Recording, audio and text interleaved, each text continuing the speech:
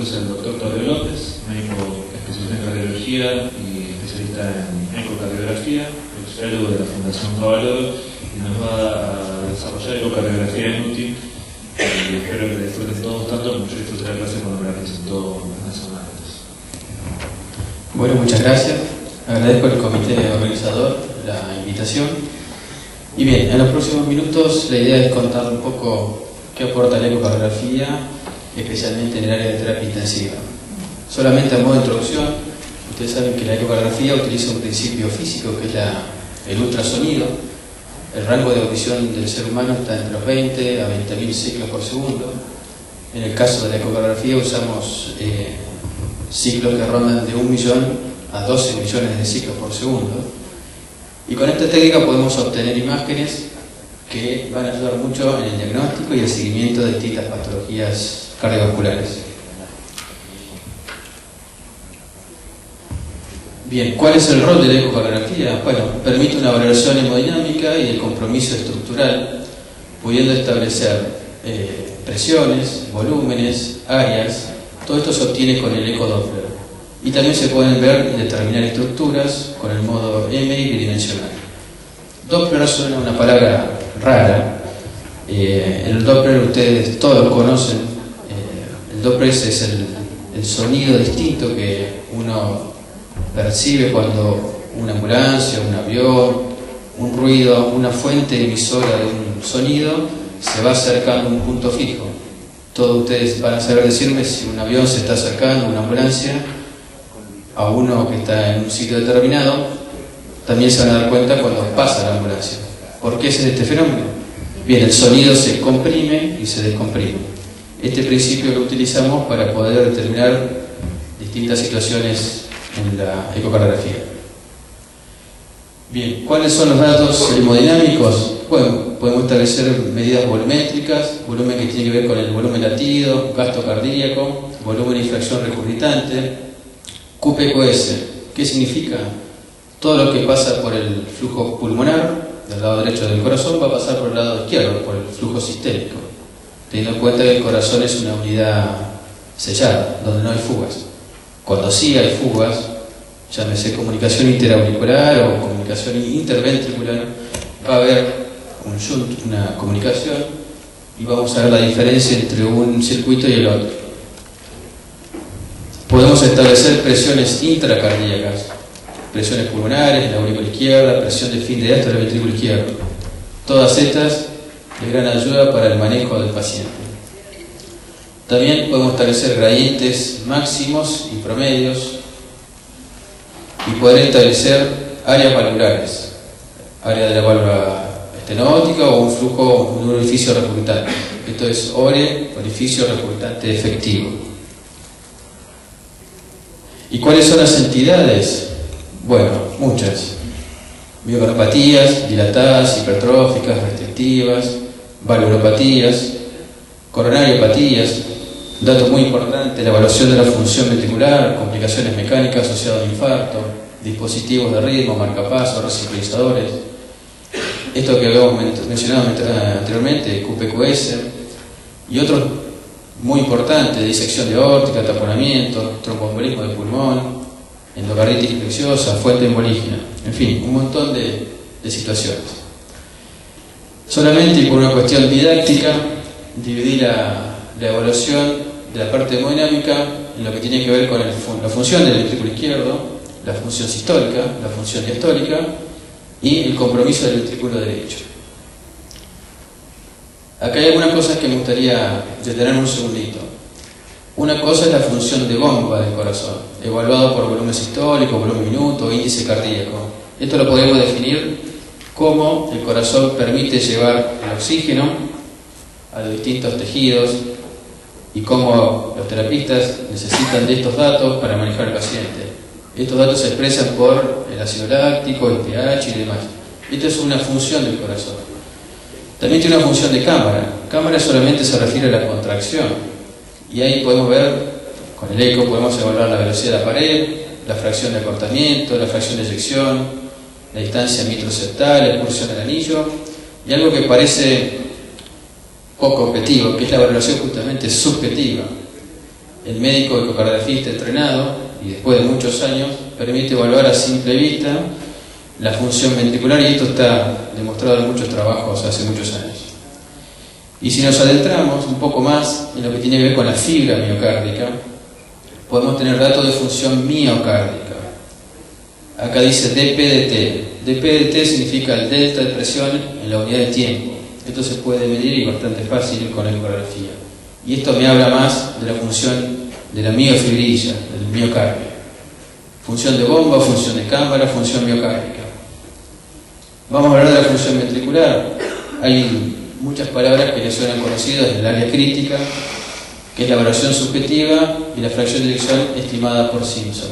Hay otras: Theichhold, Bullet, área de longitud, fracción de acortamiento.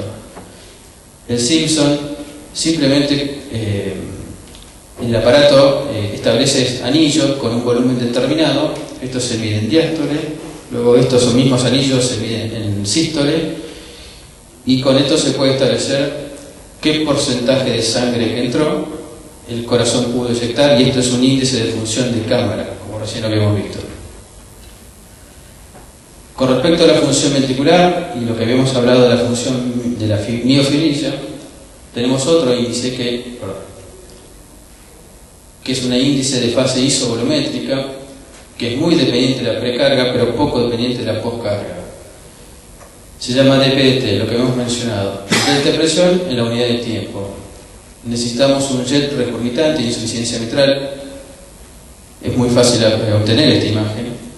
Y en la primera metro por segundo y en el tercer metro por segundo se establecen 2 puntos y se mide el tiempo de aquí hasta acá. El valor normal, 1200. Debajo de 800 milímetros de mercurio por segundo, habla que hay un compromiso importante en la función miocárdica. Podemos establecer otro dato hemodinámico: la presión de la aurícula izquierda. De vuelta necesitamos la regurgitación mitral. Esto se eleva al cuadrado, se multiplica igual 4 por la TA sistólica, y podemos hacer una estimación de la presión de la aurícula izquierda. Estos son 2 ejemplos, hay varios ejemplos, pero esto es el principio.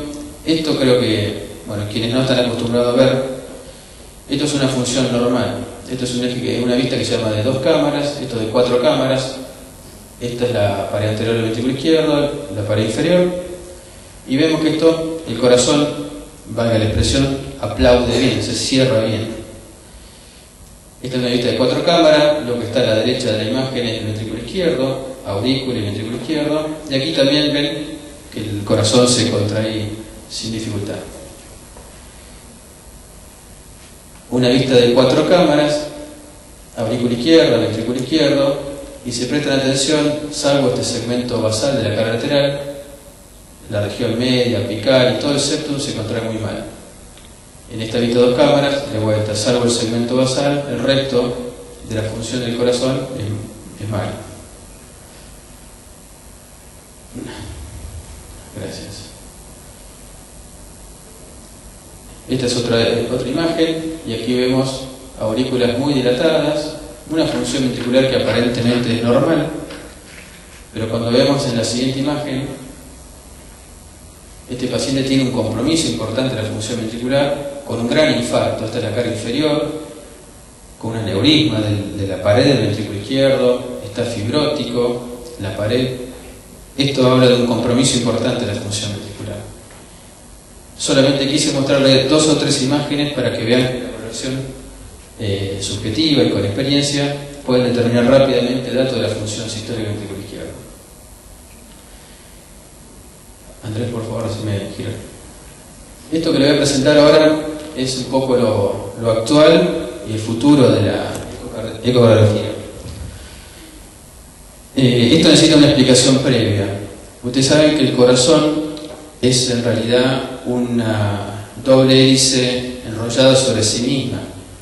Un anatomopatólogo español que se llama Torrent Wasp, hace un par de años atrás, nos dio la clave para entender un poco el funcionamiento del corazón. El corazón, si ustedes ven en la fibra, la unidad de contracción se acorta poco, se acorta solamente un 10%. De 20 micras se acorta 18 micras. Entonces, ¿cómo se puede explicar que algo que se mueve poco, termina generando un gasto cardíaco, una fracción de eyección tan importante del 60-70%. Torrenwald nos vino a explicar que el corazón es una doble hélice que está enrollada sobre sí misma, teniendo fibras que son subendocárdicas, fibras mesocárdicas y fibras epicárdicas. Las fibras mesocárdicas tienen predominantemente una forma radial. Las fibras subendocárdicas tienen una distribución longitudinal que van en sentido horario, y las fibras subepicárdicas también de distribución longitudinal tienen un sentido antihorario. Esto nuestras abuelas y madres lo conocen hace mucho tiempo. Esto es el principio de uno cuando estruja un trapo de piso. Esa fuerza radial, esa fuerza longitudinal es lo que permite al corazón tener esa eficacia mecánica. Bien, la tecnología, el eco, pudo y puede actualmente evaluar esta situación. Esto que está aquí se llama strain. Strain significa deformación, simplemente eso. Esto es una imagen de 4 cámaras, como habíamos visto anteriormente, y el aparato, el software, permite seguir punto a punto la fibra cómo se va deformando por las propiedades anisotrópicas de la fibra muscular del miocardio. Y puede seguirla en cada momento y en cada deformación. Como la deformación implica achicarse, genera una curva negativa. No se ve muy bien, pero bueno, cada segmento del corazón tiene un colorcito que lo va dibujando en la curva, y la línea de puntos es el promedio. La velocidad normal es del menos 18 a menos 20% de deformación, de strain. Aquí le pone el numerito a cada uno de ellos, y esto es la forma en que lo despliega desde la cara lateral. Esto, imagínense que lo pueden estirar desde la cara lateral hasta el septum basal, y distribuye esta imagen, que le llamamos nosotros la alfombra roja, donde rápidamente podemos ver que está todo rojo, está todo bien, la función del corazón es muy buena. Este es otro ejemplo donde lo mismo, la línea de puntos. Uno, si mira acá el endocardio y se abstrae el resto de las curvas, no parece contraerse tan mal, pero si uno mira, no están todas para abajo, algunas están para arriba. El color rápidamente nos dice que acá está todo rojo, tiene una buena deformación, pero algunas, acá está un color más tenue, más claro, más rosa.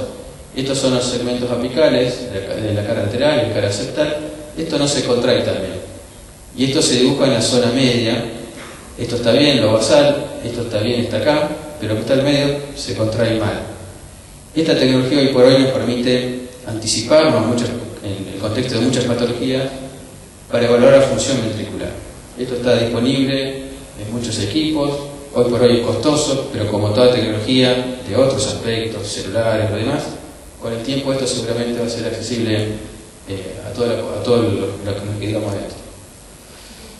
De vuelta lo mismo, una imagen en la miopatía dilatada, los colores más tenues están en la punta, hablan de que tienen peor deformación, no es contracción, deformación. También se puede evaluar el strain radial, predominantemente el compromiso de las fibras mesocárdicas. Y la tecnología también nos permite hacer reconstrucciones volumétricas en 3D. Esto se procesa en tiempo offline, fuera del aparato que adquiere las imágenes. Ya hay equipos que lo hacen online directamente. Uno está haciendo el eco y el aparato ya puede procesar y tener estos datos. Y esto solamente para que vean dónde apunta la tecnología. Esto es una válvula mitral, no tiene que ver directamente con la charla, pero para que vean que la tecnología apunta a esto. Hoy es una imagen ecográfica 3D, donde permite ver con mucha definición la válvula mitral, esta es la válvula posterior, esta es la válvula anterior. Esto ya es realidad, esto en muchos centros de alto volumen está disponible y sin problemas. Bien, sigamos adelante con la evaluación hemodinámica. Se pueden evaluar gradientes, picos y medios. Un aspecto de una válvula, un gradiente pico y un gradiente medio. ¿Cómo se saca el gradiente? Con el espectro del Doppler se mide la velocidad. Gracias a un principio físico de Bernoulli, una velocidad 4 por la raíz al cuadrado transforma una velocidad en un gradiente. Y con ese principio podemos establecer el gradiente entre una cámara cardíaca y la siguiente. Con ello también podemos estimar un área valvular. Todas estas ecuaciones, bueno, parece un poco complicada, pero por un principio de conservación de la masa, lo que pasa por un aparato valvular va a pasar por el otro necesariamente. Si podemos saber el volumen latido X1 y el volumen latido 2, podemos estimar el área valvular. Área valvular por la integral de la velocidad tiempo 1 va a ser igual a la 2. Si mi incógnita es la del área valvular 2, área valvular 1 por BT, la integral de velocidad tiempo, sobre la BT2, podemos establecer un área que cabe aclarar que en líneas generales sobreestimamos el área valvular, porque medimos el área hidráulica menor, no medimos el área anatómica, no es lo mismo. Bien, entonces con lo que tiene que ver con la función sistólica podemos evaluar estructura, función de bomba, gradientes, presiones, áreas. Vamos a buscarnos la función diastólica. La función diastólica es una evaluación de rutina. Gran parte de las cuadros de insuficiencia cardíaca tienen fracción de lesión normal con disfunción diastólica. El gasto cardíaco normal se mantiene gracias a la sección sistólica, el seno diastólico, sin aumento de las presiones. Si hay un aumento de las presiones, es la principal consecuencia de la disfunción diastólica. La presión media aumenta más de 12, la presión de diástole del ventrículo izquierdo más de 16 milímetros de mercurio. En los estadios iniciales de la disfunción diastólica, el principal problema es la intolerancia al ejercicio, la intolerancia al esfuerzo. ¿Cuáles son los elementos? Varios. El eco 2D, podemos ver si tiene o no hipertrofia, el volumen de la aurícula izquierda, con el Doppler, la presión sistólica de la arteria pulmonar, la presión diastólica de la arteria pulmonar, el flujo mitral, el flujo en las venas pulmonares. Con el modo M color, la velocidad de propagación de la válvula mitral y un cociente E, velocidad de propagación. Este es el tisular y el strain es la tecnología que le había mostrado anteriormente. Hipertrofia del ventrículo izquierdo, esto se hace con el modo M, ya hay nomogramas que nos dicen, se puede establecer la masa del ventrículo izquierdo y el espesor parietal relativo, y con esto podemos establecer si la hipertrofia es concéntrica, si tiene un remodelado de hipertrofia concéntrica, si la geometría es normal y si tiene un remodelado excéntrico del ventrículo izquierdo. Estas son las cuentas. Esto hoy por hoy los aparatos los tienen incorporados, uno toma la medición y el aparato lo saca solo. Podemos establecer el volumen de la aurícula izquierda. El volumen de la aurícula izquierda es el equivalente a la hemoglobina glicosilada para la diabetes.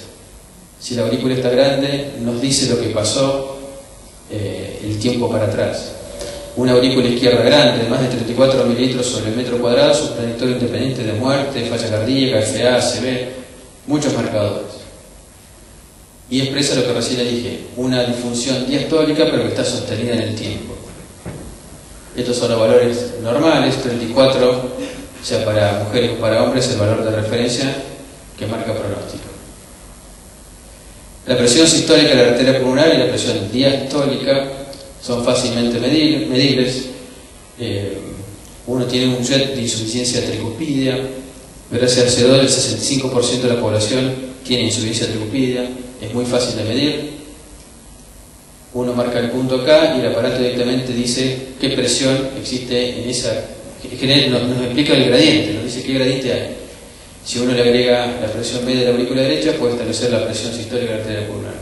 Lo mismo con el flujo de insuficiencia pulmonar. El flujo mitral, esto es el gol estándar en la evaluación de disfunción diastólica. Tenemos una onda que se llama E, una onda que se llama A. La onda E significa el vaciado rápido, la onda E es la patada auricular. Se puede medir el cociente entre la onda E y la onda A. Se puede medir el tiempo de desaceleración de la onda E, el tiempo del pico hasta que llega acá abajo. Este tiempo habla de la disfunción histórica. Estos son los valores normales de referencia. Y acá tenemos la imagen que podemos obtener. Podemos tener una imagen normal con una onda EA normal, una onda EA de relajación prolongada. Esta onda es más pequeña que esta. una etapa donde está pseudo normal, es muy parecida a esta, ya vamos a ver qué elementos tenemos para diferenciarlo. Un patrón restrictivo donde la onda E sube y baja muy rápido, está mucho más alta que esta, que es el valor de referencia, que puede ser reversible, y una etapa final es irreversible. También se puede ver el flujo en las venas pulmonares y evaluar con el espectro Doppler la duración de la onda A. Si la cámara del ventrículo izquierdo tiene disfunción histórica, está rígido, lo que pasa de la aurícula izquierda al ventrículo izquierdo es lo que analizamos recién. Ahora, ¿cómo se llena la aurícula izquierda? Por las venas pulmonares. Esto va a tener una relación directa con la disfunción diastólica. Ondas A pequeña hablan de un marcado incremento de fin de diástole de la aurícula izquierda. Estos son los valores de referencia. Esto es modo M color, es la velocidad de propagación. Se pone simplemente el modo M, se pone el cuadradito de color y está este dibujo. Algo surrealista, pero bueno, el dibujo este. Y esto nos permite distinguir estas situaciones. Un patrón normal, la velocidad de propagación, diremos que está bastante recto, bastante parado. Cuando hay disfunción diastólica, alteración de la relajación, la onda es más pequeña que esta, la onda está más alta. Esto se empieza a acostar, y cuando hay un marcado alteración o incremento de la presión de fin de diástole del ventrículo izquierdo, esto está mucho más acostado. Esto es muy fácil de hacer, es muy visual, rápidamente se puede realizar. Con respecto al tisular, el tisular habla de cómo se deforma la pared del ventrículo. Hasta ahora veníamos analizando flujos, cómo va la sangre de una cavidad a la otra. Ahora podemos analizar cómo se mueve la pared del ventrículo izquierdo, no cómo se deforma. Esto es cómo se mueve la pared. Y podemos establecer una onda que es sistólica y una onda de A prima del tisular. Esta es una referencia normal, onda sistólica, una onda EA, que es el espejo del llenado que habíamos visto recién. Y acá vemos una onda E' de muy baja velocidad. Y esto nos va a ayudar para distinguir el patrón normal del pseudo normal. Este es normal con un tisular con una onda A normal. Este es muy parecido a este, pero tiene una onda E muy pequeña.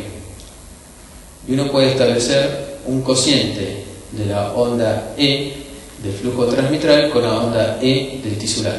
Cuando este cociente es menos de 8, la presión de llenado es normal. Si es más de 15, la presión de llenado está incrementada. Con respecto al strain, y torsión y demás, esto hasta ahora le mostré que era muy bueno para la función sistólica, para la función diastólica no ha demostrado todavía que ha sido útil. Avancemos con esto un poco engorroso. Y bien, hay distintos escenarios.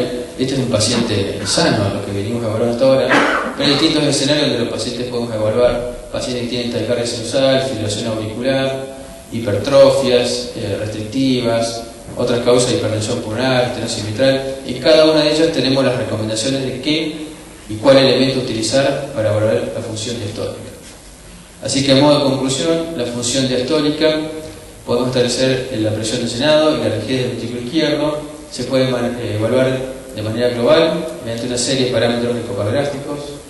Son aplicables a poblaciones, pero en el paciente particular tenemos que evaluar, como siempre, el contexto clínico, saber de qué se trata, edad, sexo, patología, situación hemodinámica que nos va a contar el terapeuta.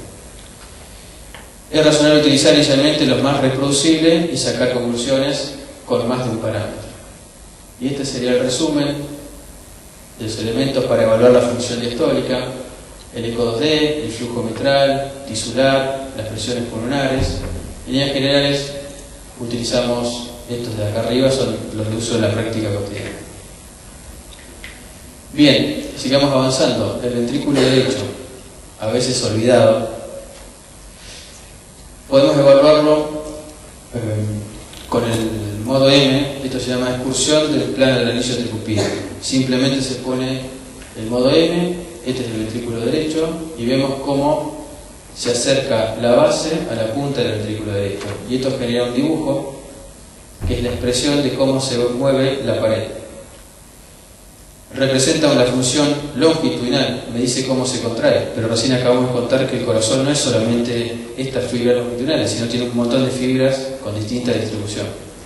La desventaja saca conclusiones globales, pero de un análisis de un solo segmento. La ventaja es sencillo, el valor arriba de 16 se correlaciona con un deterioro de la función. Y acá tenemos un ejemplo. Esto es el ventrículo izquierdo, que está muy chico, desplazado. El ventrículo derecho que está enormemente dilatado, con muy mala contracción. Esta parte del corazón se contrae muy mal. Y esto, cuando le ponemos color, se asocia a una insuficiencia, un jet de insuficiencia tricuspidia. Este paciente está cursando un TEP agudo, internado, un postrespiratorio complicado, tromboembolismo pulmonar confirmado por tomografía. Estos son los valores normales del flujo transtricuspidio. Podemos establecer cálculos de la presión sistólica del ventrículo derecho, algunas ya la habíamos nombrado. Con el jet de insuficiencia tricuspidias, 4 por velocidad al cuadrado nos da un gradiente, le agregamos la presión media de la aurícula derecha y nos dice qué presión pulmonar. Dijimos que el 60% de la población tiene insuficiencia tricuspidia. ¿Qué pasa con la que no la tiene? Bueno, podemos evaluar con el flujo pulmonar el tiempo de aceleración del flujo pulmonar. Será el tiempo de que empieza la inyección del ventrículo derecho hasta el pico. Este tiempo, a través de esta fórmula, nos da el flujo, la presión sistólica de la arteria pulmonar. Podemos ver o inferir datos de las resistencias pulmonares. Este es el flujo pulmonar. Esta melladura es muy típica cuando hay un incremento en las presiones de las resistencias pulmonares. Esta otra melladura, en el jet de insuficiencia tricuspidia, también nos permite estimar esta situación. Con respecto a la aurícula derecha, podemos también estimar la presión media de la aurícula derecha. Una vena cava inferior con un diámetro pequeño, menos de 1,7 centímetros, y que colapsa más del 50%, las presiones serán bajas, normales. Una vena cava dilatada de más de 1,7 centímetros, pero con un colapso de más del 50, un poquito más alta, entre 6 a 10 milímetros de mercurio. Un colapso inspiratorio de menos de 50, las presiones están un poco más altas. Una vena cava dilatada y ausencia de colapso inspiratorio, la presión estará muy alta.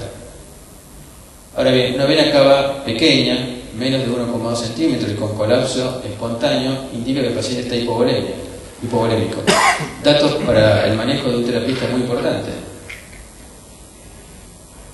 Andrés, por favor. Este es un caso reciente, fue esta semana, de un paciente que me llama a una terapia intensiva para evaluar porque no sabían cómo estaba el paciente, tenía duda del manejo hemodinámico, lo estaban dializando y ultrafiltrando. Le apoyo al traductor, pongo la imagen que se llama subsifoide. Esto es el hígado, esta es la vena cava, y ven cómo se mueve la imagen. El paciente estaba respirando muy mal, estaba con una ventilación invasiva, lo que recién acaban de hablar, y veo que está muy chica la vena cava y colapsa. La siguiente imagen, pongo una vista de 4 cámaras. Lástima, bueno, no sé muy bien, pero el ventrículo izquierdo estaba muy chico y se, entre comillas, aplaudía mucho. La siguiente, perdón. Entonces le pongo color a ese ventrículo y veo que se acelera muchísimo, que hay mucha turbulencia cuando normalmente no la tiene que haber. Le pongo el espectro del continuo y veo que tiene un gradiente, no se alcanza a ver el número, pero está cerca de 4 metros, un gradiente de 100 milímetros de mercurio. El paciente estaba marcadamente hipovolémico, obviamente suspendieron la hemodiálisis, lo expandieron y el paciente mejoró. También el ventrículo derecho se puede evaluar con esta tecnología, esto que les conté, que es el strain picosistólico.